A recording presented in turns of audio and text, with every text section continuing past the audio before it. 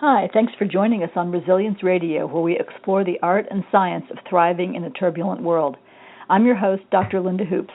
If you're listening to this show live and have a question or comment, we'd love to have you call in at 347-826-7314. That's 347-826-7314. You can find additional episodes on the web at blogtalkradio.com/resilience-radio. Good afternoon. Welcome to Resilience Radio. So among the challenges we face, there are some that can leave permanent emotional scars. Today, we'll talk with a practitioner who works with people suffering from trauma, particularly veterans. He does various forms of healing work and is the founder of the Hope and Haven Initiative, a nonprofit established to make this work available to others. So I'd like to welcome David Bosey, a longtime friend. Thank you so much. It's a pleasure to be here. So let's start at the beginning. What is it that makes something traumatic for a person? Oh, that is such a big and fun question. So talking about trauma with a capital T, the big kind of things that becomes a landmine in your system, it's usually a shock, or it's usually an event or a series of events that changes your nervous system. And there often will be hurt involved, and your nervous system will respond to it. And so some of those nervous system responses to the past can look like a reaction where you get irritable, or you speak without thinking, or perhaps a block, something that shuts you down, where you disassociate or step away, or you can't engage it. I know you're particularly interested in working with veterans. What are some of the kinds of things that a veteran or that somebody in combat might experience that would be traumatic? So it's so individual, and everybody doesn't come back with war trauma or PTSD, but some of the little individual pieces, you can have some of the pieces like irritability, like being on edge, like being hollow or having nightmares or having some guilt, or having flashbacks. And that may or may not rise to the level of post-traumatic stress disorder. Okay, all right. So what are some of the symptoms of trauma? You've talked about them a little bit, but what are some of the things that would show that someone's experiencing that? Well, you know it when you see it, or you know it when you feel it, and it can be hurt. It can be pain, physical pain, emotional pain, mental pain, and it's your nervous system reacting to the past. And so how do you know that? Essentially, if you react in ways that you don't really like. Okay, so it would be a dysfunctional response to a situation that might not get other people going? Sure, yeah.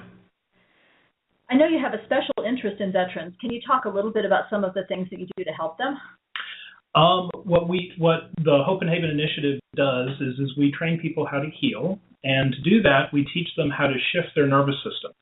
So we've talked about trauma as something from the past that is impacting the nervous system in the moment. What we give them are options. Different holistic tools to change themselves, everything from breath to posture to mental repatterning to emotional repatterning to some spiritual work, prayer. Okay, so one of the things that I know you've talked about some is this notion of helping people develop a practice of personal healing. Can you talk a little bit more about what that is and sort of how you help somebody develop one? Certainly. If I'm working one-on-one with a person, then what I'll do is I'll try and figure out what their personal affinities are. Do they like nature? Do they like to exercise? Are they a big brain, and do they like to analyze everything? Do they feel things deeply? And once you figure out what healing archetypes they have, then you invite them to do certain types of practices, very simple things that can change their nervous system from one state, a hurt or harmful state, to something that's a little easier. Can you give me an example? Certainly. The classic is take a deep breath, and we basically fold that into almost all the other practices, where you take a smooth breath, or you breathe into something, or you just slow down. So often we're talking about trauma as something that creates a reaction. One of the mindfulness tools is to slow down when you catch yourself reacting and breathe. And if you have the ability, you just what could I do differently if I'm irritable in a certain moment? I could stop and take a breath. I could lengthen my spine. I could say a prayer. Prayer is the one that usually works for me. If I'm trapped in traffic, if I'm stuck, I used to become very irritable if I was stuck in a grocery line, something that's silly. And at some point, an invitation came in for me to pray while I wait. And that changed my nervous system. And I actually got complimented for being, quote, so patient about a year ago from a nice old lady in line who was counting through her change. And I was just the picture of patience. And for me, what helped me to do that was shifting my nervous system through prayer. So can you give me another example of one that goes beyond prayer for people? Of course, because prayer doesn't work for everybody. You can chant, you can sing, you can do mantras, you can do you can choose to have a different reaction. One of the easiest ways to choose having a different reaction is to practice cultivating something that you would like to be. You can cultivate joy. You can cultivate peace. You can, and then when you've practiced those, it's very easy to step into those modes. Gratitude. Gratitude is a very classic way of shifting the nervous system from something that might be creating irritability to something that's better in the moment. You just find something to be grateful for. So you mentioned one-on-one work. Do you do classes as well? Yes, we do trainings for small groups and large groups. The small groups create all three. The individuals, the small group, and the large groups each have a slightly different feel. With the large groups, we stick with archetypes. And so I'll have a little segment where I'll talk to the nature lovers, and I'll say, isn't it great to go out fishing or sailing or snorkeling or to just do a nature walk, or don't you feel more grounded when you've gardened? That kind of thing. And for others, I'll talk about, for like a warrior skill, I'll talk more about determination and practice and training and overcoming and thinking tactically. And so for a large group, you'll have more of an archetype approach where you'll find something for everybody, but it won't be as specific. With the smaller groups, you can find ways where commonalities, and you can usually go a little deeper into how those individuals heal. And then with one-on-ones, you can fine-tune the practice to help them very specifically, help them shift and heal easily. I'd love to hear a couple of stories from people who have been involved in your training. Do you have any that you can share? Of course. I have. So two come to mind immediately. My first is, so if you think of trauma with a capital T, I want to soften that a bit and go to trauma with a small t. My friend Elaine is a teacher, and she works for, she helps run a couple of different schools in the Atlanta area. And she has all kinds of stories of stress. Parents who are hurting, children who are acting out, parents and children who are acting out together. That's a crazy world, the education world. Things that make her want to pull her hair out. And one of her favorite antidotes to those forms of trauma or stress is to ground. And to ground is it's one of the things you could do in nature, but you're getting out of your head. And for her, one of the practices we use to ground is something called Earth Mother Exchange. And it's a little new agey. You send down some roots, and you recycle or you send anything you have excess of. And after you've done that for a little while, you draw up the quality that you need. And so Elaine has told me a few stories of sending down frazzled energy and or other people's anger or fear, and drawing up nurturance and joy and a lot of heart energy. Elaine is well-resourced in heart, and so if she finds herself unable to access her heart, she lets go of something and draws up something, and the exchange happens, and life is, and the world is a better place. That's lovely imagery. Mm-hmm. I really like that. Thank you. So on the other end, one of the veterans I work with, bless his heart, we have something called the War Trauma Index, which has 8 or 9 categories of things that people can come back to from war that would be like the components of PTSD. He was pretty high on most of those scales, and one of the worst ones was some guilt and some horror combined. And also I started working with him probably about 2 years after he returned and got discharged, and he went from 75% ability to fully functioning, according to him, letting him self-report. One of the things that I was happy to help him with was every time he saw somebody in a hijab, the scarf covering, his nervous system would go into combat mode. He would have not quite an anxiety attack, but he would definitely be on edge. And one of the ways that he learned how to train that was by using one of the Heart Spark practices. There's a way to connect with the divine or your own, your spark of humanity, your spark of divinity, whatever you want to call it. At the base of your heart, there's a spark that will help you to get in touch with a different aspect of your being. His practice was to see the spark in them, their spark of humanity, their spark of divinity. And every time he'd see a color, and a lot of times the color would match the clothing they're wearing, and he didn't care because it shifted his nervous system. And so even if it's a parlor trick, it was a healing parlor trick. Even if it was just a choice on his, I'm going to look for the good, I'm going to look for something different, he was levering his nervous system out of a combat response to a civilian response. And that's exactly what we try and achieve. How explicit do you get with veterans about the kinds of things they've experienced during combat? Do they talk a lot about that? Yes and no. Sometimes you can't get a word out of them, and sometimes they won't shut up. Bless them. There is a stigma and a problem with them describing and talking about their experiences, because most times the standard reaction when they tell a story is to see somebody shut down. And if someone shuts down, they learn very quickly that I'm not supposed to talk about that. When I'm able to provide a safe space, I've had people discuss their deepest issues and fears, and I'm grateful when they do, and I respect their choice when they don't, because it's personal, and sometimes they're ready to evaluate and develop other tools, and then they'll be ready soon. So I know that sometimes you talk about the awful. Mm-hmm. So that's a label, and a label is a powerful healing tool, because you can take, my dog got run over, I killed a child by mistake when I was in a combat zone, my buddies lost a limb for me, my buddy took a bullet for me, I took a human life and now I feel bad about it. You can take some really awful stories, and when you label it as the awful, it allows healing mechanisms to arise. The awful is the kind of thing that drives us away. It shuts us down. It blocks us. It creates pain. I define the awful as that which can't be borne, or it's too much to bear. Like any enemy, you can cut it down to size. You can approach it. You can marshal your tools, and at some point you'll be able to. You can teach yourself how to heal those things. You've put together a practice library that I've seen, actually, and had a chance to review, with a range of exercises for people to include in their personal practices. Can you talk a little bit about that? I can. It's going back briefly to the archetypes. There are ways of helping people find their inherent healing.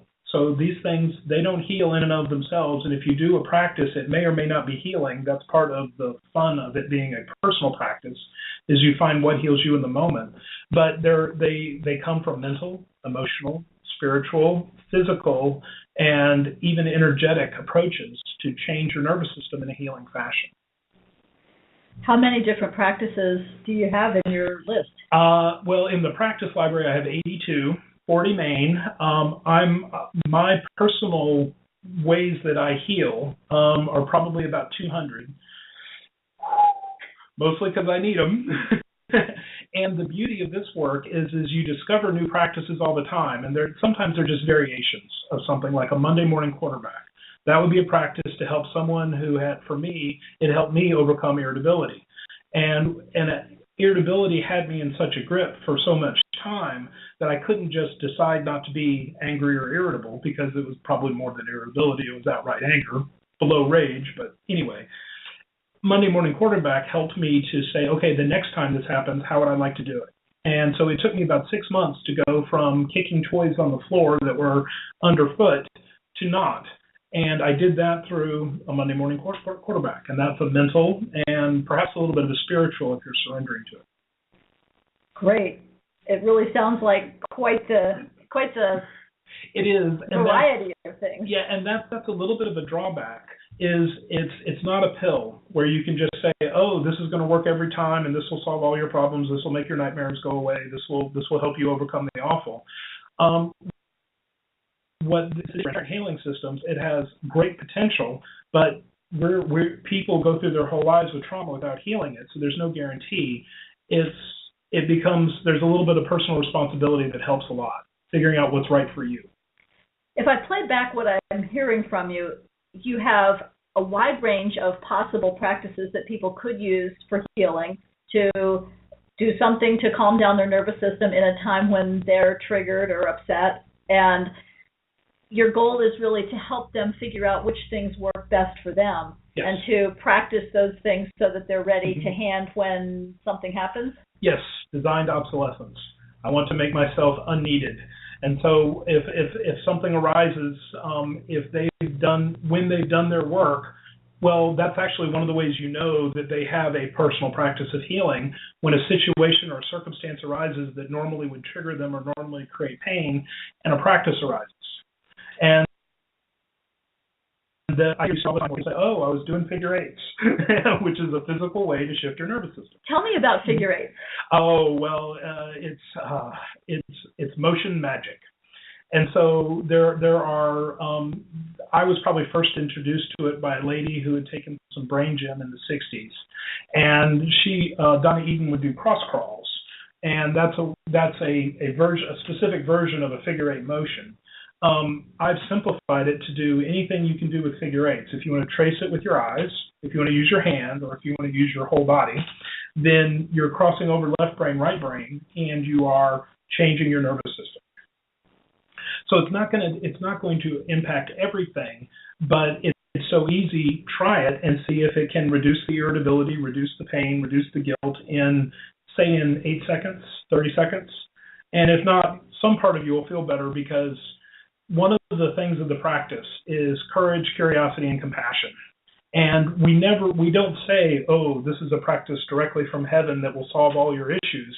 We say, try this one. It's free, it's easy once you've been trained in it. And if it works, great, celebrate and move on. If it doesn't, well, you have half a dozen other things. You can cultivate some beauty. You can take a deep breath, going back to that one. You can say your prayer. You can do a mantra. You can do 50 push-ups. You can plan a sailing trip. One of the things I really love about your practice in general, or the work that you do in general, is that you're not trying to be the guru. You've collected these things over a long period of time from the different realms of spirit and body and mind. And your goal, it sounds like, is to make these available to people so that they can take away what they need to help themselves. Absolutely.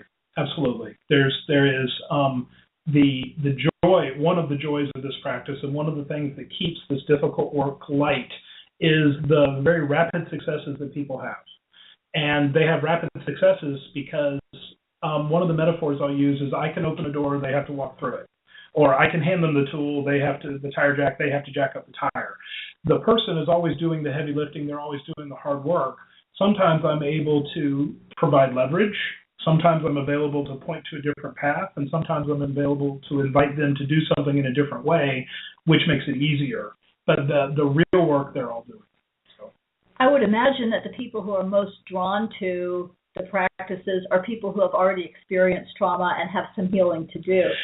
Yes, if you are hurting, and that's what's going to make one of the things that will force you to learn the practices, or something that works for you, is hurt. If you've tried the medications, or if you're on a healing track and it's not efficient enough, or even if it's stuck, that's what forces us to try different things. And that's one reason why we have so many healing practices, or nervous system shifts, or meditations or visualizations. I call them practices because it makes a little more sense to me. But we have so many because you never know what's going to be the most efficient in a given moment. You never know what's going to resonate with a person. And I've had plenty of practices that have worked for me 100 times, maybe 1,000 times, and then once it goes clunk and it doesn't work. And then I'm looking around and like, my old friend, you haven't worked for me. And it's like, okay, find a new friend. Do you think we should be doing more as a society to teach people this stuff preventively? Absolutely. This would be one dream of mine, is to train the soldiers before they deploy, because it is so much easier to do this preventively, prophylactically, than it is to come in and clean up some of the pain that is out there. And children, there's research out there that shows that trauma might be linked to a lot of our societal ills. And I don't want to go too deeply into that, but my experience is there's a lot of hurt in the world, just as there's a lot of beauty, and we can maximize one and minimize the other through practice. Have you taught these things to your children? I have, And I get everything from "Dad, that's awesome" to "Oh my God, not again," or "Go away." And so, do you do much work with people who are loved ones of people who are experiencing trauma, or friends, or therapists? Yes, our mission is for those who suffer from trauma, and then a little more specifically, we have veterans, their caregivers, and loved ones. We target the caregivers, we target the caregivers, meaning the nurses and the therapists and et cetera, because their trauma load is going to be high, and at some point they're going to need to learn to wring out the sponge. And if there are any efficiencies in there, we want to share it with them. Also, for their loved ones, I've had some success stories where I'll train a loved one to partner with her mate or his mate while they're in some form of crisis or some form of reaction. And by the person doing some practice that works for them, it changes their partner. Because if the specific story, this lady who'd gone through 4 training sessions, she told me the story on the third one. One of her favorite was to lengthen her spine, take a deep breath, and soften. And when her spouse saw her do that, it changed him. He had no interest in coming and getting trained in these things, but he knew that I'm doing something that's hurting her, and I have enough consciousness, not awareness, and ability to not do that right now. And so to me, that was a heartwarming success story. What advice would you give to loved ones and friends of people who are suffering from trauma? Healing is out there, and don't take no for an answer. So if it comes to you through medications or through traditional Western medicine, then take it. And if it comes to you through spirituality or through exercise or through being out in nature or through any of the ways that we individually heal, make use of it. You know, it is out there, and you have to be courageous and compassionate and curious. So if you're stuck, try hitting the curious button. What would help? What are our options? Can you talk a little bit more about Hope in the Haven Initiative and what the organization is set up to do? So the model is to train people, and we can train individuals in large groups and smaller groups. And the more people we train, the world will be a better place. They can train others. We have this thing called a partner practice, and that's one of the ways that we get karmically paid back. Is if you teach a dance teacher, true story, a practice, and one of her 16-year-old dancers calls her because she doesn't want to talk to her mother and she's in a huge crisis, and the dance teacher teaches her a practice, a grounding practice or a centering practice or something to just not really go off the deep end, and then the world becomes a better place.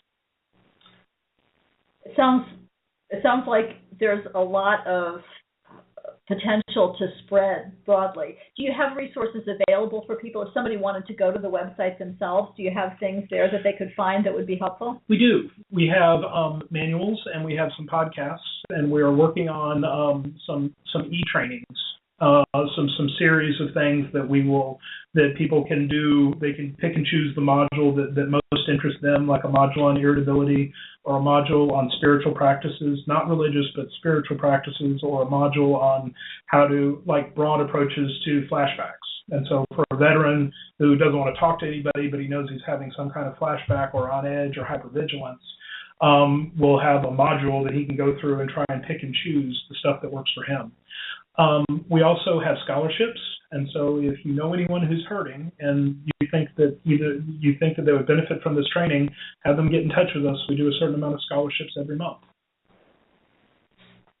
When I think about resilience, earlier you talked about big T trauma and little T trauma, and before we got on the air, we were having a little bit of a conversation about that as well. So there are some traumas that are huge, big, overwhelming kinds of things, and then there are other smaller ones. Somebody counts the change too slowly in the checkout line. I know was one example you were giving me. Or somebody cuts you off in traffic, and those are little T traumas. In my work on resilience, I think of those as adversities, and so maybe it's just different. But it seems like there's a whole range of things, and some of the same kinds of things that can help you deal with the smaller ones, or if you practice them on the smaller ones, will give you the skills to deal with some of the larger ones. Exactly. Is that consistent with your experience? Yes, so much. Two types. I'll often use a a martial art metaphor where you have to earn your belts. If you're trying to beat a black belt trauma and you've got white belt skills, you can expect to be trashed. And you incrementally practice, you find what works for you, and you heal the things you can, you shift your nervous system, and the landmines that used to pop up and completely devastate you become more and more manageable. Sometimes I use a surfing metaphor where there are some ways you just need to let pass and survive, protect yourself from it, and then there are other times where it's small enough you can train, and if you train on the small waves, someday you can do a big one. So I'd like to close with one question, which is, how did you get into doing this stuff? Oh, I have no idea. Okay, so a quick answer.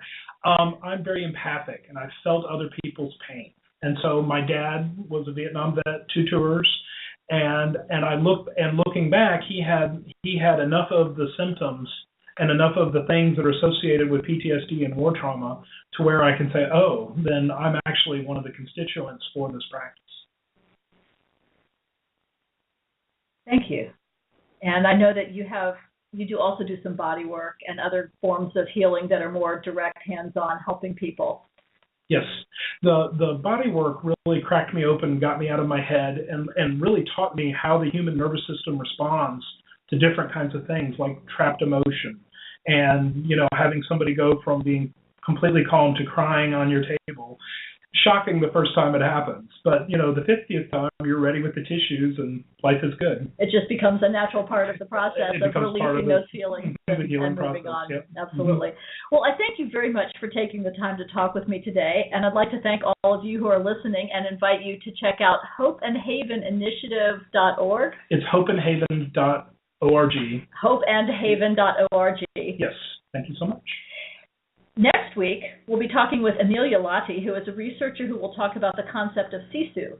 Sisu is an element of Finnish culture that is about remaining strong in the face of overwhelming circumstances, which people in Finland have had to do for many years. I'm also really excited to announce that Resilience Radio is available as a podcast on iTunes. Go to the iTunes store, to the podcast, and search for Resilience Radio.